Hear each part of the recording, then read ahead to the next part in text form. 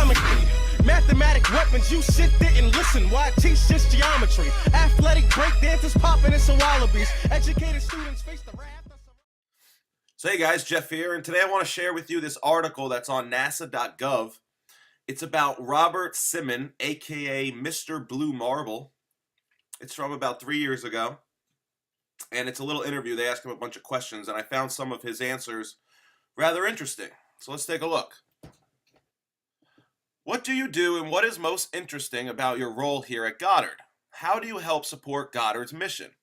His answer was, my role is to make imagery from Earth science's data.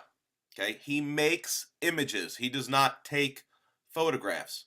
I turn data into pictures. I look for new interesting events that NASA satellites have seen or that are hidden in the latest data to find anything interesting that shows off NASA's unique capabilities. Yeah, unique capabilities as in creating CGI Earth planets. It's not unique at all. This man is a piece of shit because this man is being used as part of the deception, and he probably doesn't even know that he's being used like a tool. Okay? He probably has no idea that the Earth is flat and that he is part of the grand deception. What is the coolest thing you've ever done as part of your job at Goddard?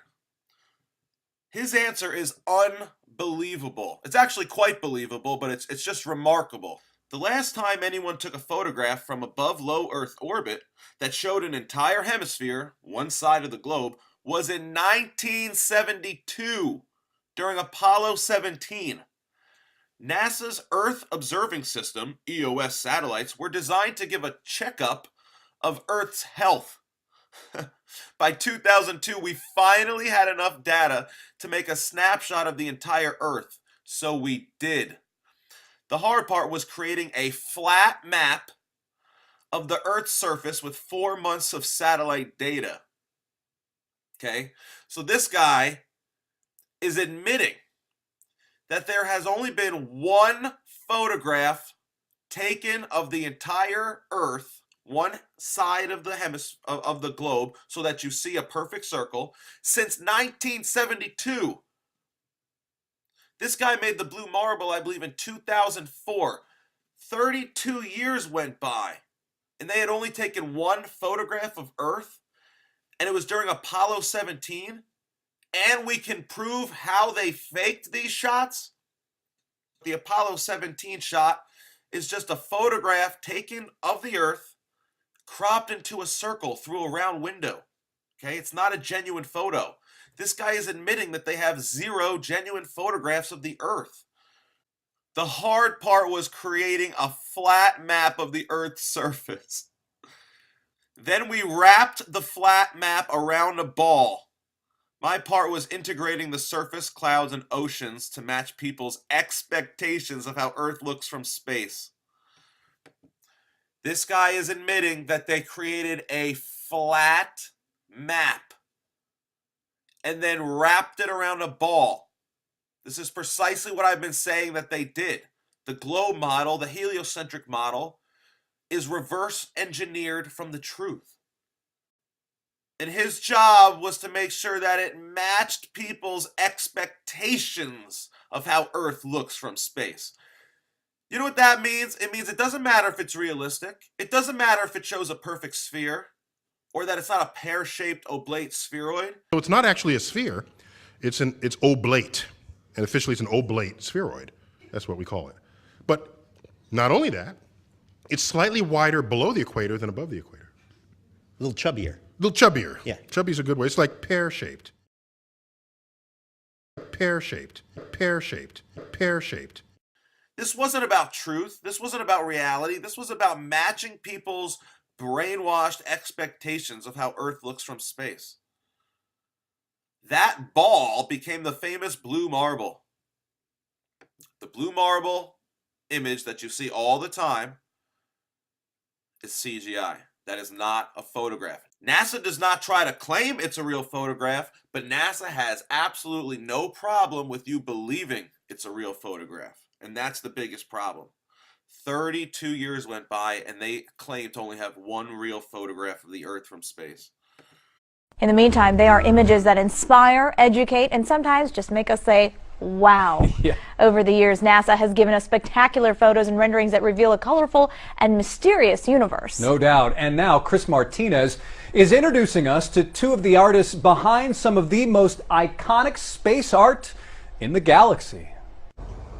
In a small, bright office, working side by side, Let's see. Robert Hurt and Tim Pyle bring the universe to life. What we're doing does have real science underlying it. Robert is an astrophysicist turned artist. Tim, once a Hollywood animator, is now a planet illustrator. Together, they produce some of NASA's most popular images, from renderings of how planets light years away could look, to actual photos of stars and galaxies captured by NASA's powerful telescopes. And this is sort of how it comes to me. And then Many of those images have a dark, grainy start, but color and light reveal an astonishing glimpse of how the deepest regions of space might appear to the human eye.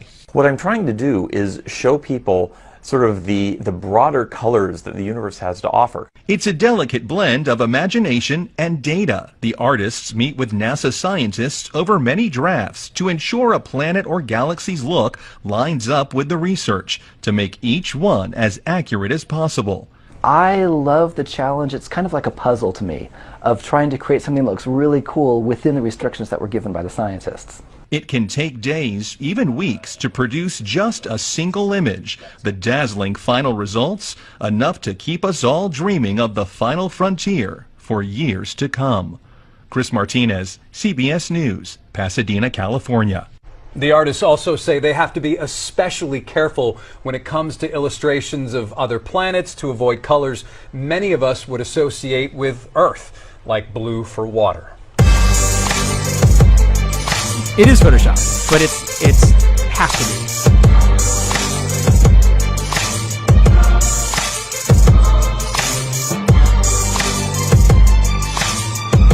It is Photoshop, but it's has to be.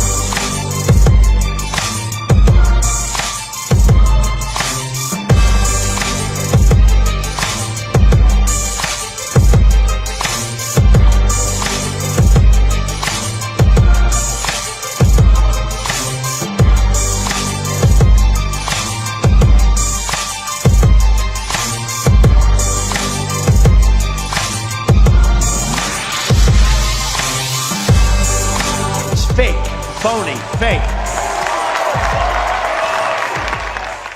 It is photoshopped, but it's has to be. But when it comes to images from the black hole, we're posed with a real conundrum.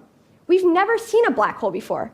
In that case, what is a likely black hole image, and what should we assume about the structure of black holes? It is photoshopped, but it's has to be. We could try to use images from simulations we've done, like the image of the black hole from Interstellar, but if we did this, it could cause some serious problems. What would happen if Einstein's theories didn't hold? We'd still want to reconstruct an accurate picture of what was going on. If we bake Einstein's equations too much into our algorithms, we'll just end up seeing what we expect to see. In other words, we want to leave the option open for there being a giant elephant at the center of our galaxy. Different types of images have very distinct features. We can easily tell the difference between black hole simulation images and images we take every day here on Earth. We need a way to tell our algorithms what images look like without imposing one type of image's features too much. One way we can try to get around this is by imposing the features of different kinds of images and seeing how the type of image we assume affects our reconstructions. If all images types produce a very similar looking image, then we can start to become more confident that the image assumptions we're making are not biasing this picture that much. This is a little bit like giving the same description to 3 different sketch artists from all around the world. If they all produce a very similar looking face, then we can start to become confident that they're not imposing their own cultural biases on the drawings. One way we can try to impose different imagey features is by using pieces of existing images. So we take a large collection of images and we break them down into their little image patches. We then can treat each image patch a little bit like pieces of a puzzle. And we use commonly seen puzzle pieces to piece together an image that also fits our telescope measurements. Different types of images have very distinctive sets of puzzle pieces. So what happens when we take the same data, but we use different sets of puzzle pieces to reconstruct the image? So let's first start with black hole image simulation puzzle pieces. Okay, this looks reasonable. This looks like what we expect a black hole to look like. But did we just get it because we fed it little pieces of black hole simulation images? Let's try another set of puzzle pieces from astronomical non-black hole objects. Okay, we get a similar looking image. And then how about pieces from everyday images, like the images you take with your own personal camera? Great, we see the same image. When we get the same image from all different sets of puzzle pieces, then we can start to become more confident that the image assumptions we're making aren't biasing the final image we get too much. Another thing we can do is take the same set of puzzle pieces, such as the ones derived from everyday images, and use it to reconstruct many different kinds of source images. So in our simulations, we pretend the black hole looks like astronomical non-black hole objects, as well as everyday images, like the elephant in the center of our galaxy. When the results of our algorithms on the bottom look very similar to the simulation's truth image on top, then we can start to become more confident in our algorithms. And I just really want to emphasize here that all of these pictures were created by piecing together little pieces of everyday photographs, like you take with your own personal camera.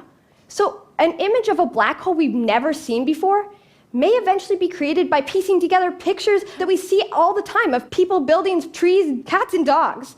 Imaging ideas like this will make it possible for us to take our very first pictures of a black hole and hopefully verify those famous theories for which scientists rely on a daily basis. But of course, getting imaging ideas like this working would never have been possible without the amazing team of researchers that I have the privilege to work with.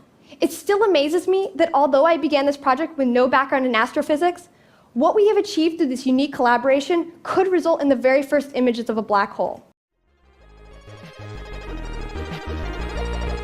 It is photoshopped, but it has to be.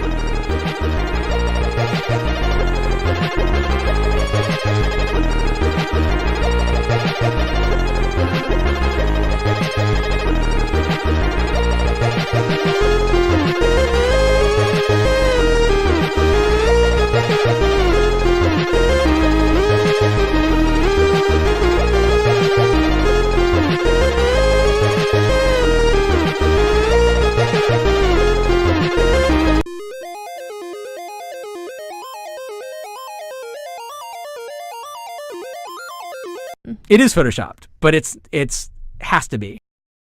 For decades, popular culture and shows like Star Trek inspired a generation of scientists by envisioning what space might look like. But wait, what does space actually look like?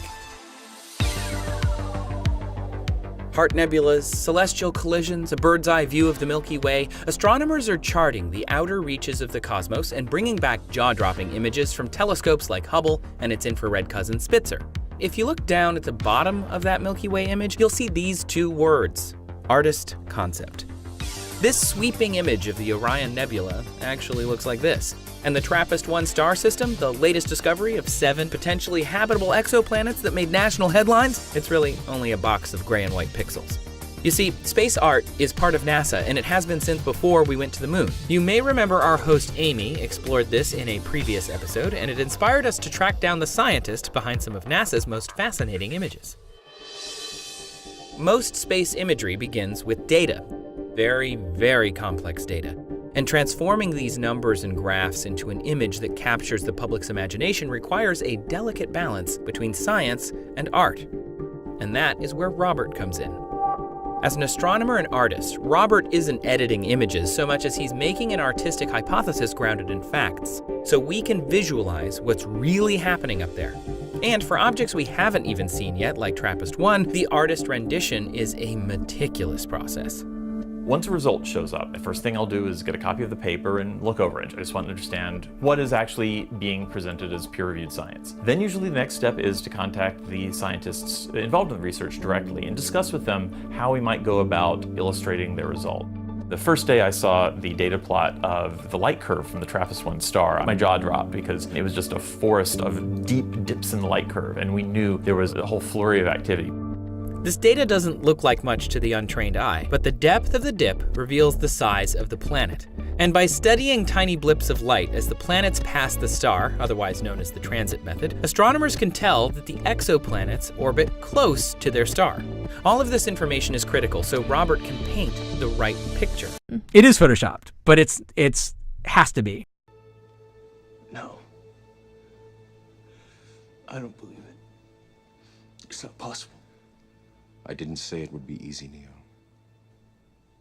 I just said it would be the truth. Stop. Let me out. Let me out! I want out! Easy, Neo. Easy. Get this thing. Don't touch me. Get away from me. Stay away from me.